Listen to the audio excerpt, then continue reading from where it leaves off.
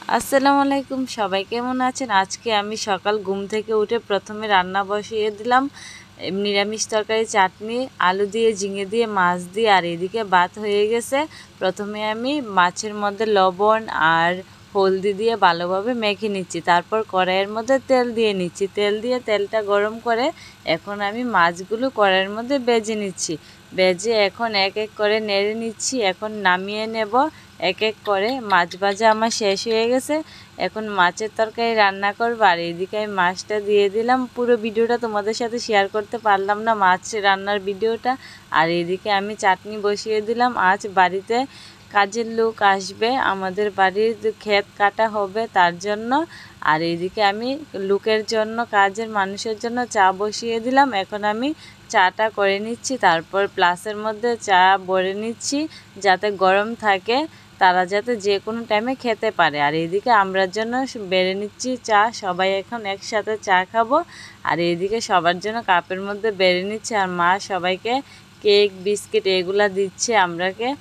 আর এদিকে আমি এখন চা খাচ্ছি। চা খেয়ে তারপর আবার খেতে চলে যাব। এদিকে খেতে যাওয়ার জন্য আমি রেডি করে নিচ্ছি চা, বিস্কিট, কেক আর একটা ঠান্ডা চেয়ে পানির বোতল নিয়ে নিচ্ছি। আর এইদিকে আমার মেয়েও কান্না করছে, আমাদের সাথে যাবে। তারপর মেয়েকে নিয়ে চলে যাচ্ছি ক্ষেতের দিকে। আর এদিকে আমরা খেতে এসেছি। আর এসে দেখলাম এখানে প্রায় অর্ধেকটা ক্ষেত কাটা শেষ হয়ে গেছে। তারা ক্ষেত কাটছে। তারপর চা নিয়ে আমরা একটা গাছের তলে নিয়ে বসলাম। আর এইদিকে দেখেন তারা কত সুন্দর টিকে ক্ষেত কাটছে, আর আমরা এখানে বসে বিশ্রাম করছি। আর কি রৌদ্রুর কারণে সবাই হাসাহাসি করছে। আর আমার মেয়ে দেখেন ওর দাদুকে ডেকে আনছে চা খাওয়ার জন্য। আর এদিকে দেখেন ধানগুলো কত সুন্দর।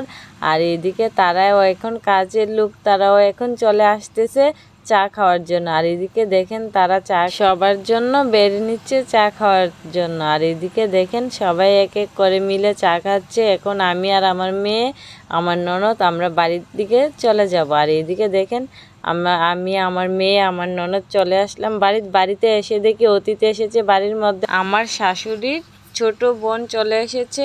আর এদিকে আমি তার জন্য স্প্রাইট বেড়ে দিচ্ছি, গ্লাসের মধ্যে করে সবাইকে স্প্রাইট দিচ্ছি, যেহেতু গরমে রৌদ্রের মধ্যে এসেছে। আর এদিকে দাদি তারা গল্প করছে। আর আমরা এখন আবার চলে যাচ্ছি খেতে। আর তারপর এদিকে দেখেন মাসি শাশুড়ি, আমি, আমার মেয়ে আর সবাই মিলে এখন খেতে চলে আসলাম। এসে দেখেন কত কাদা, মানে পা পুরো অর্ধেক প্রায় ঢুকে যায়, এত কাদা। আর এদিকে দেখেন আমার শ্বশুরের কতটি ধান মাথার মধ্যে করে তারপর নিয়ে যাচ্ছে। আর এদিকে দেখেন একটা যুগ, কত বড় যুগ দেখে তো আমরা মা মেয়ে বয়ে একদম কি করেছি কি না। তারপর যুগ দেখে বাড়িতেই চলে আসলাম, তারাও বাড়িতে চলে এসেছে। আর এদিকে রাস্তার সাইডে তারপর ধানগুলো রেখেছে, এটার মধ্যে ধান লোয়া হবে। আর এদিকে তাদের ভাত খাওয়ানোর টাইম হয়ে গেছে। এখন আমি তাদের জন্য মাছের তরকারি, নিরামিষ যেগুলো রান্না করেছি, ডাল, চাটনি, এগুলো সব আমি বেড়ে নিচ্ছি। বেড়ে এখন রেডি করে দিচ্ছি। আর এদিকে আমার শাশুড়ি বালতির মধ্যে ভাত বেড়ে দিয়েছে।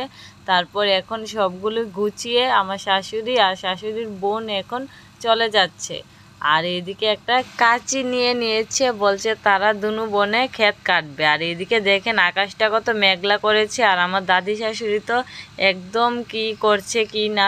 আর এদিকে দেখেন আমার মেয়ে কুল থেকে নামছে না, আমি সাহায্য করতে পারছি না, দাদি একা একা এগুলি ঠিক করেছে। তারপর আমার মেয়েকে একটু আদর করে নামালাম, আবার কুলে এসে পড়েছে। আর এদিকে দেখেন আমার শ্বশুরে আবার ধান নিয়ে চলে এসেছে। আর আকাশটা কত মেঘলা করেছে, যেমন এখনই বৃষ্টি চলে আসবে। আর আমি বাড়িতে এসে পড়েছি। বাড়ির মধ্যে আসতে না আসতেই আর এতভাবে জ্বর চলে এসেছে। আর এই জ্বরের মধ্যে নানি শাশুড়িও বেড়াতে চলে এসেছে, যেহেতু মেয়ের কাজের চাপ, তার জন্য আমার শাশুড়ির বোন এসেছে, আমার নানি শাশুড়ি এসেছে, মাসি শাশুড়ি এসেছে, তারা সবাই হেল্প করবে। আর এদিকে দেখেন আমার মেয়ের জন্য খাবার নিয়ে এসেছে টিফিন। আর আমি কিছুক্ষণ পরে আবারও চলে আসলাম খেতে। এসে সবাই ধান কাটছে। তারপরে আমিও ভাবলাম না শখে শখে আমি একটু কাটি ধান। আমি কাটতে পারি না, মানে তাদের সাথে আমি একটু চেষ্টা করছি ধান কাটার। আর এদিকে দেখেন আমি একদম হাসতে হাসতে একটা দুটো করে তারপরে তাদের সাথে একটু শখে শখে কাটছিলাম। তবু দেখছি পারছি কি না। আর এদিকে দেখেন আমার মাসি শাশুড়ি আমার শাশুড়িকে এগিয়ে দিয়েছে ধানের মুঠগুলো, এখন লালের কিনারে ধোবে। আর এদিকে আমরা বাড়িতে চলে আসলাম, সন্ধ্যা হয়ে গেছে।